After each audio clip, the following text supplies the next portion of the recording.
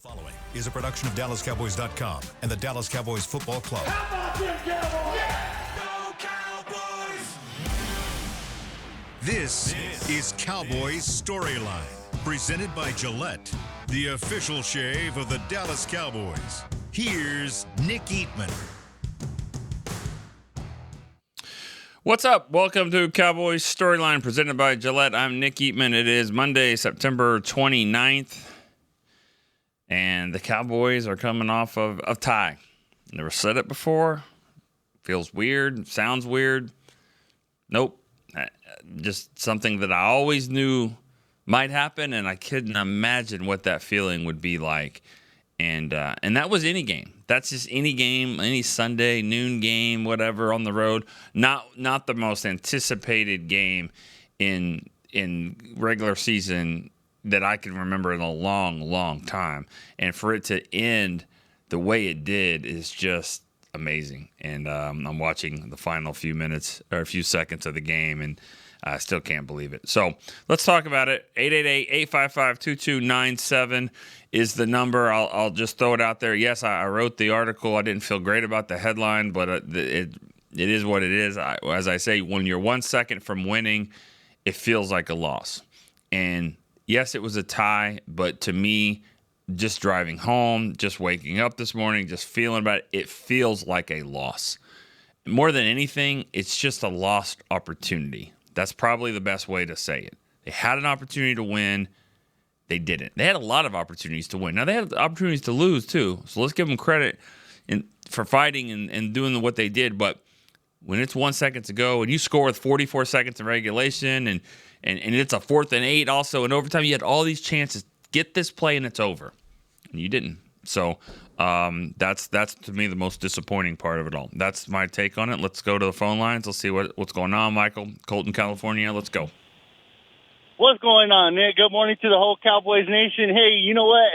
At least it wasn't a loss. You know, I'm just glad Micah Parsons didn't get to come in there, celebrate a win, and get all extra emotional about it. But I just also I want to give credit to Brock Hoffman and TJ Bass. Man, they with our starters being out, they held it down. That offensive line didn't do too bad. And like I said, it was an exciting game. It would have been better to walk away with the win, but hey, we didn't lose. You know what I mean? So I'll leave it at that. Thank you for taking my call. God bless everybody, and have a great day. All right, thanks. Appreciate it, Michael. You're right about the offensive line. Those guys did a nice job. And when you think about giving up a touchdown with 1:45 to go and you're down by 4, you've got to go score a touchdown. And you're going, here come the Packers, and he hasn't done anything all day. He hasn't, maybe a pressure or two, but he's been a non-factor. And you just thought, okay, here's his moment to close out the game. Micah Parsons against this offense. The best player on the offense is not there in CeeDee Lamb, or your playmaker. He's not there. You have 2 offensive linemen out. Now you have a third one out because Tyler Guyton is your left tackle's out. So you got Nate Thomas, Tyler Smith, Brock Hoffman, TJ Bass, and Terrence Steele are your 5 guys. Your third down back, and Miles Sanders is not in the game. So now you just got to go down and win the game. And they did. They took the lead and 44 seconds to go. I wish. And I said it at the time. This is not something I thought about later. At the moment, when George Pickens is running, as I'm watching him now, as he's running to the end zone, I was like, please get tackled at the 1, inbounds. If he gets tackled inbounds at the 1, I think the Cowboys win that game in regulation. I don't think it goes any further than that. I think they have to burn 1 timeout, maybe 2. I still think the Cowboys get in. And I think for what Green Bay was trying to do to move it there, I think that the Cowboys, at least it would have been a longer field goal. Now, who's to say that kid wouldn't hit it from 60? But, anyways, that's just part of the game. But you're right. On the offensive line, for sure, should get some credit. Brian in Kansas City's next. Good morning, sir. Morning. How are you doing? I'm doing good, Ben. I thought of you immediately because I've heard you say so many times over the years. Yeah. No, never seen a tie. Never seen it. Yeah, so. I was like, this is going to end in a tie. Damn. Well, Nick is always saying it's never happened. And you know what? I thought it was going to suck if it ever happened. And boy, does it suck. Worse than I ever imagined it. And I'll tell you why when you're done with the call. I'll give my point there. Yeah, I got you. And I thought the same thing about Pickens. I really thought, I was like, please take a knee at the 1. Please fall down at the, something so that we can run the clock out. So, and I also thought that when Jordan Love snapped the ball with and so did the TV announcers, by the way, when he snapped the ball with 7 seconds, that there was no chance that they were going to have any time for a field goal. I just didn't think it could be, I just didn't think that could happen. So I guess my question for you is, who, if anybody, was your big surprise? And then my comment really is, for the first 4 games, I think we're, every year there's a game you look back on and say, that one got away from us. I think looking at what our offense has been in the other 3 games, we're going to look back and say Chicago's the one. Because why were we totally incompetent on offense only for that one game? Yeah. I'll hang up and listen to your answer, brother. Take care. Yeah, I mean, you're right. That's. I don't think that they're that good, and to lose to them the way you did is going to be a surprise. I think when it's all said and done, but who knows? It's a long season, and I think that for sure this. This game right here, this Green Bay one's going to be one that's it's going to be frustrating too. Just like I said, there's just chances to win, and they didn't. Now, who's my surprise? The guy that every time I looked up, I saw good things happening was TJ Bass. I mean, every time I kind of had my eye on him. He was moving someone around and making plays, and I mean not making plays, but like making like holes and creating room and space. So that was the kind of a surprise. And I don't know if I'm surprised by this because I've seen it, but this is not really a good thing. But your best player on defense right now, I mean Kenny Clark's in the middle. He's really good, but your best pass rusher by far is James Houston. And you got him in the middle of training camp or right before training camp, middle of the summer, middle of the offseason from the UFL. So, UFL. So he's been a stud, and he's the best guy you've got. Now, Clowney looked pretty good too, just from limited snaps. I think he's going to be okay. But, that's that. All right, let's go to KC in L.A. Hey, Nick. How you doing, man? Pretty good. Much better than last week. It's hard to say there's signs of life in that defense because we did give up 40, but I felt like I do see the signs of life there. If we get some of these other cats healthy, that they can work on the stuff they need to do, although it would have been sweet to see us sack Love to end that game. But that being said, Shoddy was good on the offensive side of the ball. Would have loved to see us just run it down their freaking throats in OT at the end there. We got the first and goal last week, didn't run the ball. Would have loved to see us just smash it in there, get that touchdown. Unfortunately, settle for 3. Dak played lights out. Overall, proud of the way the team played last night and how physical they were. And like I said, I saw some signs of life, and hopefully that's something we can build on moving forward. Yeah. All right, Casey, thank you for the call. Good stuff. I agree with you. It's weird to say that about your defense, giving up that many, but the defensive line, the pressure was better. It still wasn't great. Couldn't stop them, but it still was better, And I'm sorry, I actually saw these Buccaneer Eagle highlights on it. I didn't see this guy walk into the end zone. You're down 24-6 in the third quarter. You're like walking into the end zone, like a little sense of urgency, maybe. You're only down 3 scores, but anyways, that's another problem. No, you're right about the defense. The red zone there in overtime. The key play was that second down, and they're calling it a sack. I mean, it is a sack. It's a 0-yard sack by Micah, so you hate that, to have that on the board because he really wasn't much of a factor, but he made the play there. And I would have liked to have seen a run on the 4-yard line because, yeah, you want to score a touchdown. But to me, if you can, Javonte Williams is running it now. I mean, he's a battering ram. He's not going to probably not going to be stopped for no gain or a loss. I think he's going to get a yard, 2, maybe a touchdown.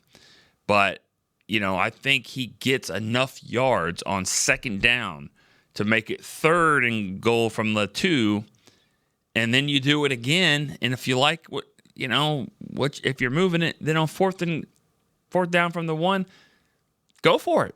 Go for it. Try to get a touchdown. And if you don't, then they're backed up back there, and maybe you get a game-winning safety. But I think that second down from the 4, that made you throw it on 3rd down, and then it also made you kick it on 4th. That's the play calling I wish they would have done a little differently there. Carolina and Denver is next. Carolina. What's up, man? How you doing? I'm all right, man. I'm not the greatest, man. I've been busy than Jesse Holly at the trailer park with a case of weed, man. I ain't lying. It's been real. But I've been trying to, watch the games before I make let's see how I'm going to say this, a pen that is going to hold weight throughout the season. But what I've seen, though, man, I actually was really impressed, man, with the running. Like, every week it seems like it's getting better. Like, that is a really great sign that I've seen. And I do agree with you on that play. I don't know why you throw the ball from second and forward. I just, for the life of me, I said the same thing, Nick. I mean, geez Louise. But anyways, I just wanted to give my South Carolina guy, Jadeveon Clowney, a little bit of love. Even though he was coming off fresh of not playing no games, I think he did all right. Just to be coming off the couch. What do you think about that? Yeah. Your assessment on that? All right. Thanks, Carolina.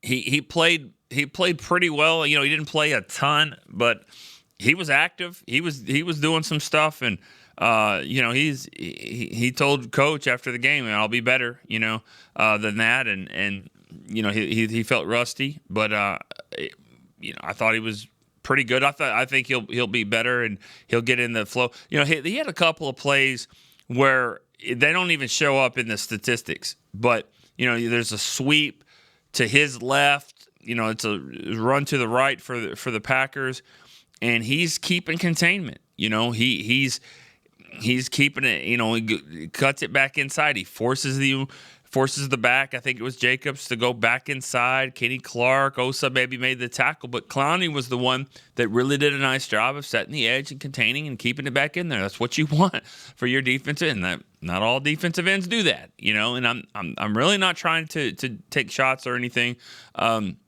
Because Micah's great in his own way, and it's not just Micah. There's been others, that are great at getting to the quarterback, but they're not always the best at that part of the containment. But that's not me taking a shot at Micah. I mean, I don't think he's a bad run stopper. It's not his number one thing he does. But I thought Clowney did a really nice job. For that part and Houston, and he was bringing it. Probably was Ezaraku's best game. Could have gone without a penalty there with him. That was a pretty key penalty at one point in the second quarter, I think. And same with Leafau. Leafau, okay, but that penalty was tough. I mean, that was a tough call. It was one of my 5 plays, which I ended up doing 9 plays. Don't forget these 9 plays article. But Leafau penalty, man. I mean, I don't really agree with that one. I mean, I think that's football.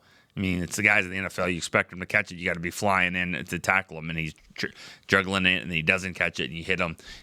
That play happens at any other spot on the field, and instead of the Packers bench, it's probably not called. But that side judge there with all those 17,000 referees right behind him on the sideline. Oh my God, late hit! And then he just called it immediately. But I don't think it should have been called, to be honest with you. All right, Jeremy in DC is next. Hey, yo, Nick. How you doing? I'm doing good, man. You staying out of trouble today? No. No. Well, you didn't hurt nobody yet, did you? It's still early. Yes. Yeah, all right, man. No, let's go. All right, man. What's up, man? As long as you didn't put them in the emergency room, that's no, good. We're good. Let's roll, man. How you doing? Let's go. I'm doing good, man. I'm doing good. I couldn't get in last week, man. It's been a busy week for me, man. I just want to touch a little bit on how I'm a little upset that Shotty dent the rims on the Lamborghini, man. So we got to wait until the special size rims come in. That's going to take a few weeks. You know what I'm saying? But I do like how GP, he showed up for me. You know what I'm saying? I like how they got him in the groove because that's what he needs. You know what I'm saying? It boosted his confidence.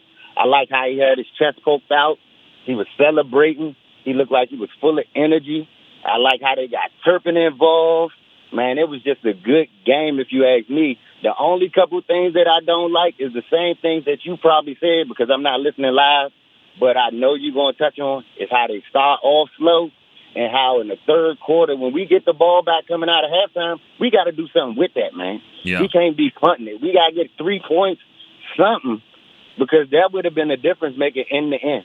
Well, who do you, know and who do you blame for that? You know what I mean? I mean, like you just gave him love, and he deserves it. Pickens, but Pickens had one of the biggest drops of the game right there in the start of the third quarter. That was huge, because it was huge, man. But I mean, at the same time, I'm not sure it was a drop. I think he fumbled it. Yeah, I thought it was a catch and a fumble and a recovery, but that was big. That was a big play. Yeah. I mean, it can't have all. You know, you win some, you lose some. Right. But that's just my only critique about it. You know, because the defense, they looked like they was doing better, getting in motion with everything. You know what I'm saying?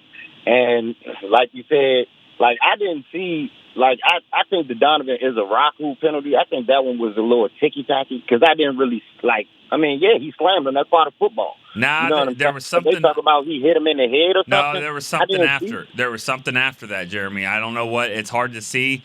There was, as he's trying to get up, there was a little punch or a little dig or something he did. I didn't see that. I was like, what did they talk about? I didn't see it either. But Golden definitely felt it, said something. Another Packer lineman was like, what is this? And the ref saw it too. So whatever angle that is, I don't think the 43 camera angles that NBC had actually got a good shot of it. But apparently something happened there. I don't know. It was unfortunate because it was unnecessary. That's the key, unnecessary roughness. You made the play. Yeah. You know, here's Golden over here spinning around again. He's probably going to stop spinning, I would think, in the middle of the field, but that's what I would think. All right, Jeremy, good stuff. All right. Thank you. Let's keep it going here. Next caller, Arthur in Spring, Texas. Good. Arthur, what's up, man? Good morning, Nick. How are you, sir? Good. How are you doing? I'm doing better. I just got a couple of observations I want to make real quick. Okay. We need a middle linebacker who plays with authority.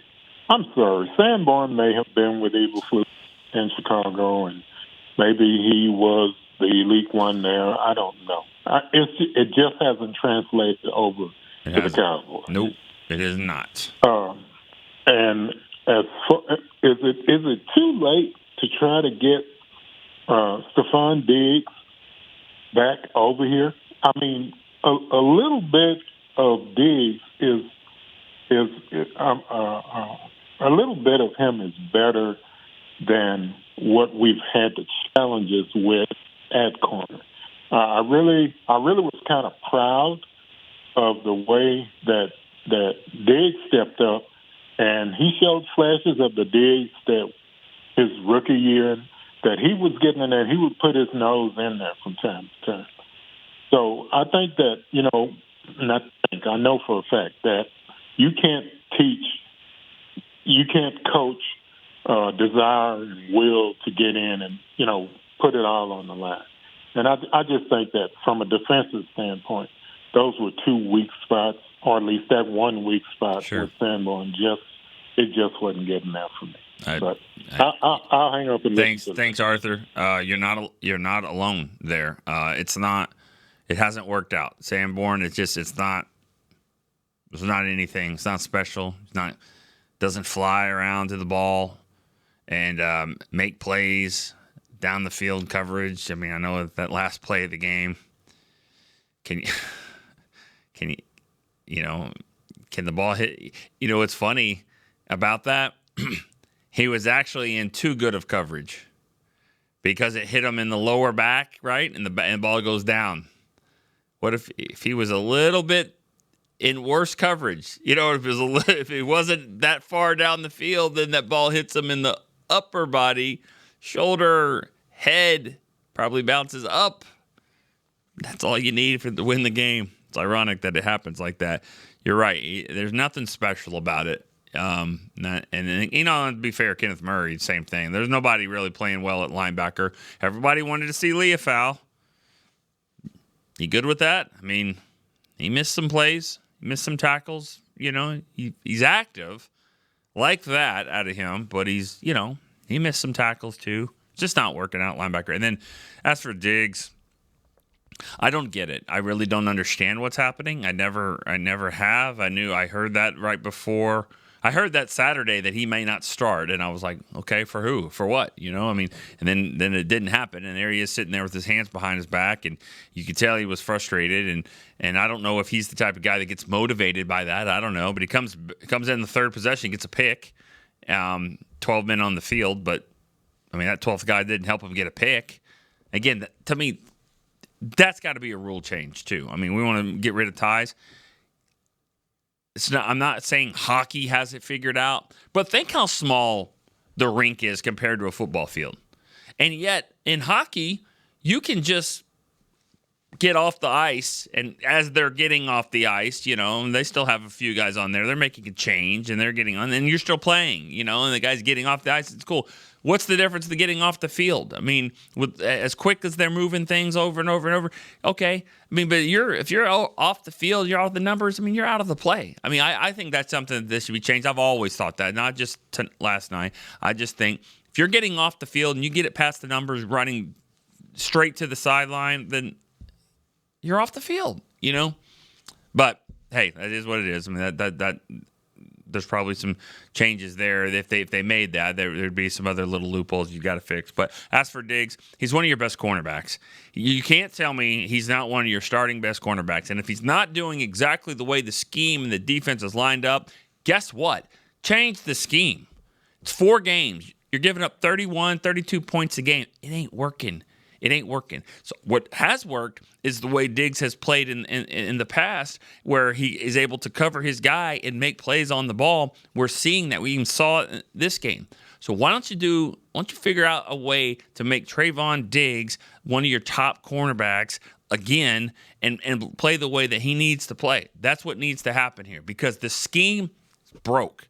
It's broke. So why don't you fix some things and get your cornerbacks playing the way that they need to be playing? That's just my take. Let's go to break on here on Cowboys Storyline. Cowboys fans, when it comes to navigating the ever-changing world of tax, your business needs a partner it can trust to tackle even your biggest tax challenges. Ryan is the largest firm in the world dedicated exclusively to business taxes. Our team of tax professionals has local expertise in all areas of tax and can help you uncover savings opportunities you didn't know you had. Learn more about how Ryan can improve your overall corporate tax performance by visiting Ryan.com. Ryan, the official tax partner of the Dallas Cowboys. Crown Royal and the Dallas Cowboys are bringing back the Royal Rig for Season 2. See it in action at AT&T Stadium on Thanksgiving Day, where the Dallas Cowboys take on the Kansas City Chiefs, and around Dallas on November 26th and November 28th. Visit crownroyal.com to see where else the Royal Rig is stopping this NFL season. That's crownroyal.com. Please drink responsibly. Altec Lansing has been perfecting sound since 1927, bringing you decades of audio excellence to elevate your Dallas Cowboys tailgate ritual. Equip your next pregame with the Sound Rover 180 with 6 hours of playtime, built-in microphone, multicolor light modes, and a rugged exterior that's built to last. Visit alteclansing.com/Cowboys15 for 15% off your Sound Rover 180. That's alteclansing.com/Cowboys15 for 15% off. Altec Lansing, official audio partner of the Dallas Cowboys. Back to Cowboys Storyline, presented by Gillette, the official shave of the Dallas Cowboys. The segment is presented by Yeti. Officially licensed Yeti Cowboys gear is available at Stadium Pro Shops concession and on Yeti.com. All right, back here on Cowboys Storyline presented by Gillette. Cowboys get a 40-40 tie. Looked it up just now. That's the 70th game in Cowboys history where they've scored 40 points. They are now 68-1-1. The only other time they did not win the game and scored 40 points was against Denver, 2013, I believe, 51-48 loss to Peyton Manning and the Broncos. That was a wild one, but this is another one. Man, 40-40. Scoregami, right? Chris Beam, we talked about this. It's a first time in NFL history that their game ended with 40-40. It was. So Scoregami. we talk about that a lot. I don't know how to spell scoregami, but that's. I wonder how many. I mean, they're still out there, especially when you get into ties. I mean, I just saw a stat that came up there. It was a 43-43 tie. It was the second highest scoring game of a tie. All right, Chris in Saratoga Springs, New York is next. How are you, Nick? Hi, how are you? Not too bad. They got to get rid of the ties. Yep. They need to fix that. That's first and foremost. They need to get rid of the ties. I don't know how I feel about that game. Like I'm pissed that they tied. I'm pissed that they didn't win. I'm pissed that they didn't lose. Like one or the other. Let's have one or the other on that. Yeah. Couple comments on the game. Offensive line, outstanding job. Unbelievable. Dak Prescott, MVP type playing right now. He's playing unbelievable. Love it. Defensively, the scheme's just not working. They got to fix it. The start of the game, I didn't know what was going on. I saw Bland on one side, no Diggs. Diggs is on the sideline with his hands down. I didn't know what was going on. I was almost losing it. I'm like, and then they took Bland out and put Diggs in. I'm like, why aren't these two in at the same time? I mean, I saw it a little bit at the end of the game, which was fine, but man, they got to fix that defense, Nick. Yeah. And they got to stop messing around. James Houston should be the starting defensive end. I'm messing around with everybody else. James Houston, hands down, should be the starting defensive end. Sam Williams, love you, but he's not cutting it right now. I don't know if it's what's going on with him, like if it's a stupid penalty, a face mask penalty, or just not getting the pressure on. But they need to stop messing around with that. And last comment, when Dak was running and Micah Parsons tracked him down, I swear I felt like it was like Romo back in the day when he misses the fumble or the snap and he's running to the end zone, he gets run down to the last second. I really felt like that was Dak Prescott running and he just got nipped at the end. He scores, we win that game. Other than that, that's all I got today. Yep. It's not even, thanks for the call, it's not even needing to score. You just get a yard or two, you know what I mean? Because number one, that erases the sack. Number two, it gets you a little bit closer. And on third down, you might be turned into 4-down territory there. So, yeah, there's a lot there. I mean, I remember they rotate their ends, so they play. I mean, maybe Houston needs to play more, but he's playing a lot. I mean, when it was time to play, it was time to get off the field at the end of the game. He's the guy. You know, and I mean, he made a play.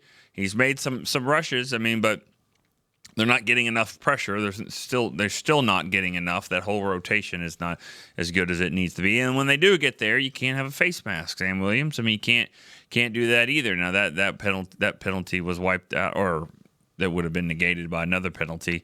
But still, all right. Let's go to Rob in Vegas. Hey, Nick. Hey, Rob. What a great game. I don't think anybody expected that. No. I don't know what it was. I guess it was great. It was a great game to watch. It's just entertaining for sure. Sucks. Yeah. Dak played great. Yeah. Dak looks better than ever. They started off slow. It was like they were waiting for Micah to just wreck everybody and just kill Dak on the first play. And I think once they realized, kind of like a boxer, and you face a guy with punching power, and you say, you know what, I think I could do this. Yeah. I think once they realized, what are we doing? Let's go at them. Let's play our thing. They just took off. Pickens proved that he could be a number one wide receiver. Now, I don't know if that helps us when we try to re-sign him. Right. But for this year, it's a great thing. And I agree, the offensive line was great. Considering who they were going up against and who they were missing. And I don't know, Hoffman always plays really good at center. Maybe that's where he should be. I don't know if he's better than BB. I don't watch it, but he always plays good at center. defensively, I called him out, but Donovan Ezaraku, best game so far. Clowney showed up. The linebackers are bad. All of them played bad. Sanborn sticks out like a sore thumb. He's just not athletic enough. But that's the position. And as a Cowboys fan, my biggest hope is Jerry sees that if we could just have a average defense, we are now ranked the number one offense in the league. You see how good Dak is playing. If you could just have an average defense, this team could do something.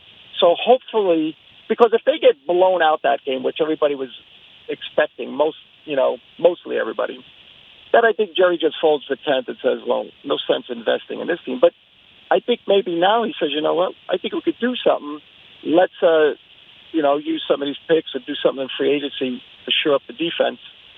And as for Micah's post game, him talking about being a man and Jerry, Micah should move on like his hairline is moving on. Okay.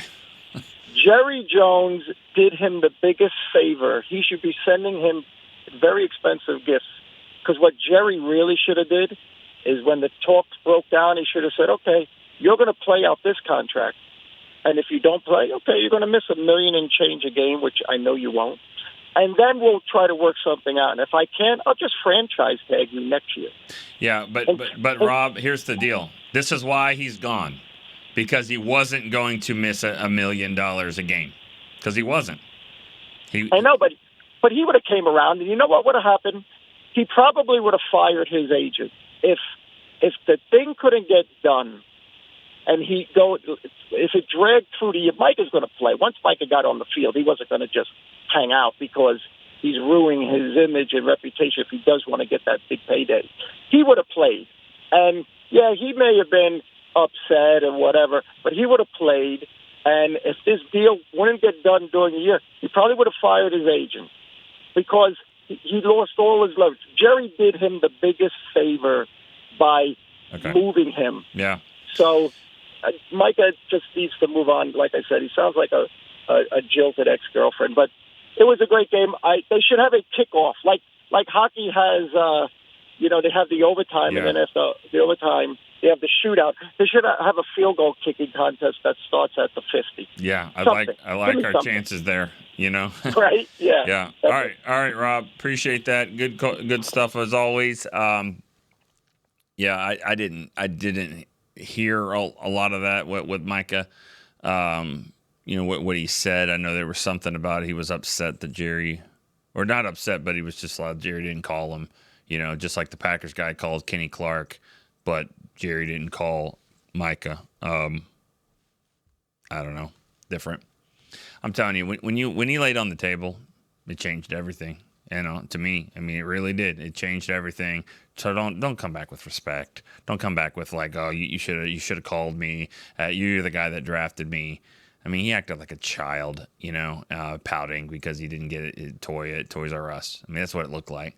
So when that happened, and then not only that, but when he made it clear that he was going to have a back injury, air quotes on the back injury, it was very apparent that it's time to move on because he was going to go into great lengths not to play.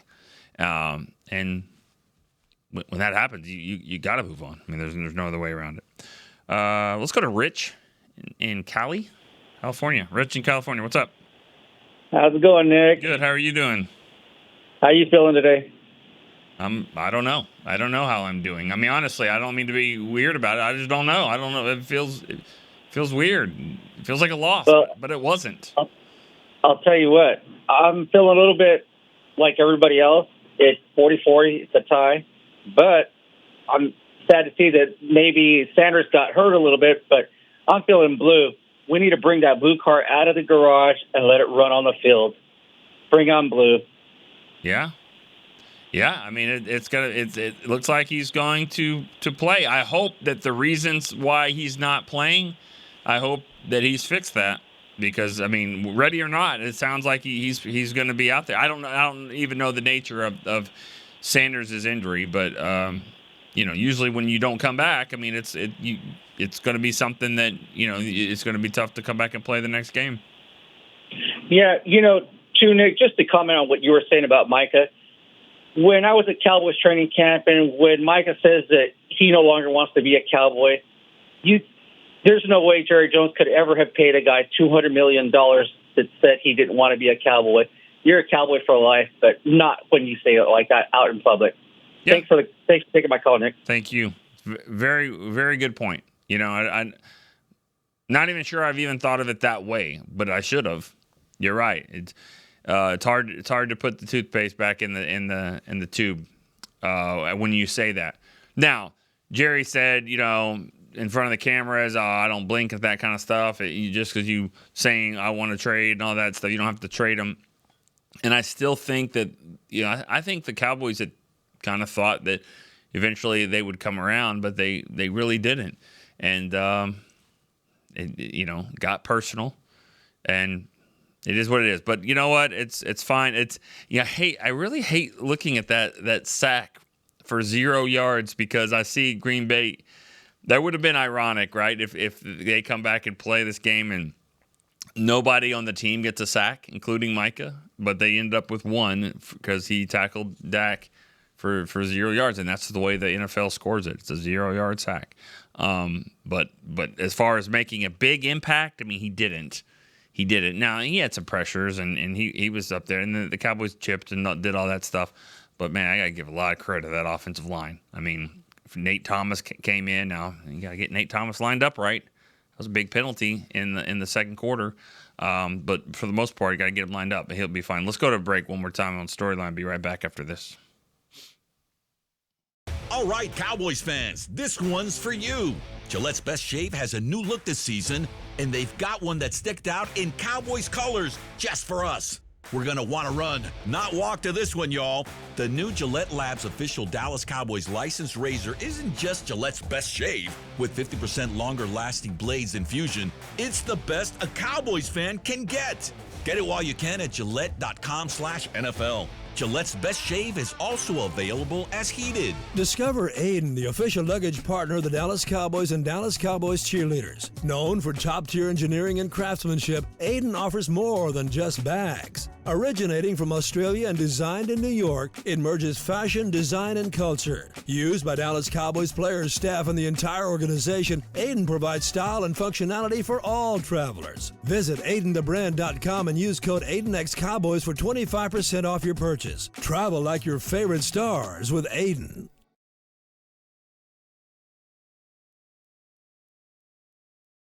Back to Cowboys Storyline, presented by Gillette, the official shave of the Dallas Cowboys.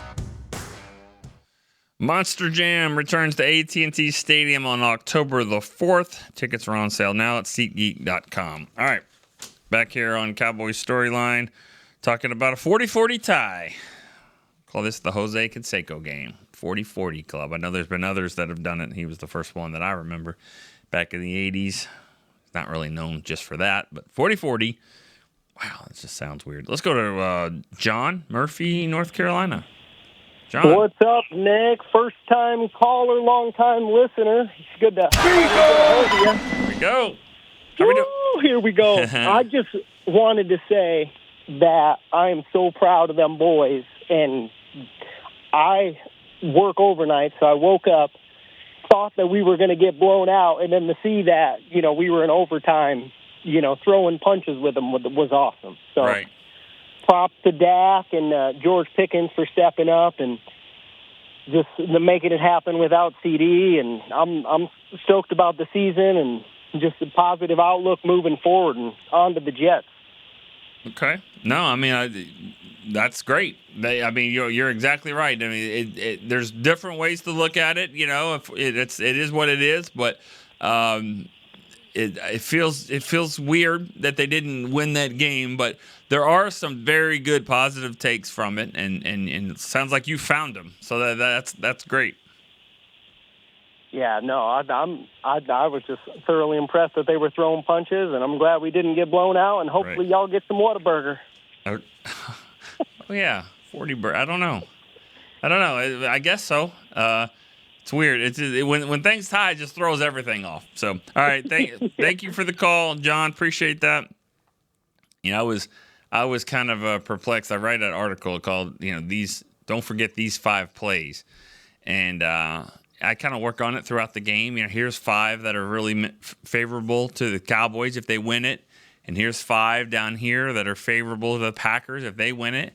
And then at the end, I was like, what do I do? I was like, I don't know. This is weird. I guess I'll take 2 here and 2 here and 3. And I don't know. I ended up with 9, so I don't know what I ended up doing. It was just the whole thing kind of threw me off a little bit. And don't play Survivor, because if you play Survivor, and you pick, a tie, I mean, you're out, even though you technically didn't die, so Survivor. But anyways, ties suck. They just throw everything off. All right, Lewis in Langston, Oklahoma. Hey, I've been trying to get in, so I know somebody's already asked you how you feel about the ties since you have never seen one till tonight. Well, I'll tell you how I feel. How about ties suck? I just said that. Is that okay? I'm going to go with, I don't know if I'm supposed to be mad or happy or sad. I just sat in my bed for 20 minutes, and I just looked at I didn't know what I was supposed to do. I know. I like it. Nobody did. I was so confused. I called my dad. My dad was like, I'm going to bed. I don't know. It came down to a couple of plays, and really, I think the biggest thing to me was, and I don't want to blame it on one particular person. I'm going to just say the flags, the defense played okay. They played decent enough to win the game. The offense played pretty good to win the game. But the flags is what killed us. They kept Green Bay in the game. There was so many times where we had them 3rd and 4, 3rd and 5, 3rd and whatever. And yeah, they converted a few of them, but I know we gave them enough flags to get away with it. And it was driving me insane. And I don't know if everything was ticky-tack. Some of them I seen, I was like, okay, that's a blatant flag. But Lord, it was driving me crazy. And I hope they can get rid of this flag situation. But that's just another thing that we'll have to be working on. Yeah. And so I ain't gonna hold you too long, but those are the things that was kind of bothering me. All right, appreciate it. Cowboys have actually been pretty good with penalties this year. And that one, that game, there was some just untimely ones. I don't even know how it ended up. I guess I'm looking now. Penalties for the Cowboys, 11 for 95. Yeah, I mean, just a lot of bad timings on them. I'll say this about the tie and what to feel and all that. The thing that's disappointing the most is that when you walked into the stadium and just saw the environment and the whole energy and just the way the Packer fans were there, and they were there early and they were trying their best with the Go Pack Go, and every time they did, then the Cowboy fans would kind of drown them out, and it was a really good bowl game type atmosphere. A lot of fans for both sides and a lot of energy. Obviously it's an emotional game with the drama and around it and everything. And then the game went back and forth, and it looks like the Packers are going to blow them out. Now the Cowboys have got the lead, and maybe they can actually have a 2-score lead, and then back and forth. And then when the game finally ends, nothing. Oh, cool. Yay, tie? Yay, no loss. No one knew what to do or say. And it was the quietest that the crowd was all night. And that's just weird. And that's not the way, in my opinion, sports should be. And I'm sorry to offend anyone, but I think soccer and hockey would be a little bit more popular in the U.S. if you didn't have ties. You shouldn't play a whole game of football or soccer or anything and end in a tie. Give me a win. Give me a loss. I'm a little surprised the Packers didn't actually go for it. Try to do something more. It was a little surprising. Anyways, last caller here, JR in Avondale, Arizona. JR. Morning, Nick. How are you doing today? Good. How are you? I'm bummed a little bit. I mean, that's kind of a weird feeling. I've been a fan since I was born in 1960, but yeah, I don't remember a tie. But it is what it is. Most of the things I talk about, y'all have already talked about, but I will talk about Pickens going down at the 1 yard line. I remember Hunter Lemke fumbling on the next play on the 1 yard line. So Fair. I think you got if you got a chance to score, you got to score. I know y'all talked about Sanborn. What about Eric Kendricks? He's still a free agent.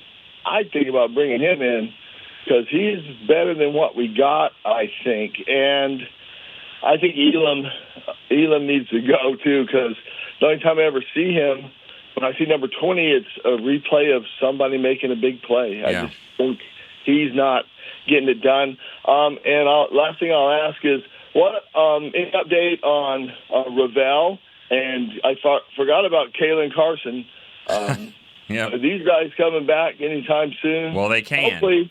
Thanks for the call, JR. We got to get moving. Thank you for the call. A lot of good stuff there. I'll answer that last part. They are eligible to come back from their lists, and one of them is on NFI, the non-football injury. Other one's on just IR, or that's what Carson's on is IR. They can come back. Mingo can come back this week. Now, it just depends on where they are now. They can start they do a 21-day practice, window that they can open. They don't have to. They don't have to do that with any of these guys if they're not ready. Overshone could come back. He's not ready. But these guys that are on those lists, they're eligible now after 4 games. They can come back. So we'll see if any of them do. You have to make a roster spot for them. I'll say this, there has been one person that called today to talk about a lot of other players, Pickens and all that, but, there's a lot of hate on this show for Jalen Tolbert, and I've never understood why, to be honest with you. I get it, he's not the flashiest player, but, had a couple big plays in the game. You know what I mean? If they go win the game like it looked like that they were about to, he would have had 2 really big drives on scoring possessions. I mean, that catch on the sideline and then another one there to set up the Pickens touchdown. He did his job. I mean, I think he's a good, solid player. I mean, you want CD there, and if he's your 4th guy, I think he's pretty good. And then when a guy is down, he gives you some starting experience. So, no one's really mentioned him. And again, I mean, I'm not saying re-sign him to a long-term deal or anything like that, but I thought Tolbert did a good job when he was in there, and he's a pretty good blocker on the outside. I've noticed that a couple weeks in a row now. He holds his own down there. He's not the biggest guy, but he does it. So I give props to Tolbert. He gets a lot of hate on here. I don't really know why, and I thought he played pretty good in the game. So, all right, good stuff, bad stuff, tie. The show was better than the tie. It was a good show, but we won. We won this show for sure. All right, we'll see you tomorrow on Cowboys Storyline. Thanks to Chris Beam. I'm Nick Eatman. See you tomorrow. This has been a production of DallasCowboys.com and the Dallas Cowboys Football Club. How about this, Cowboys? Yeah!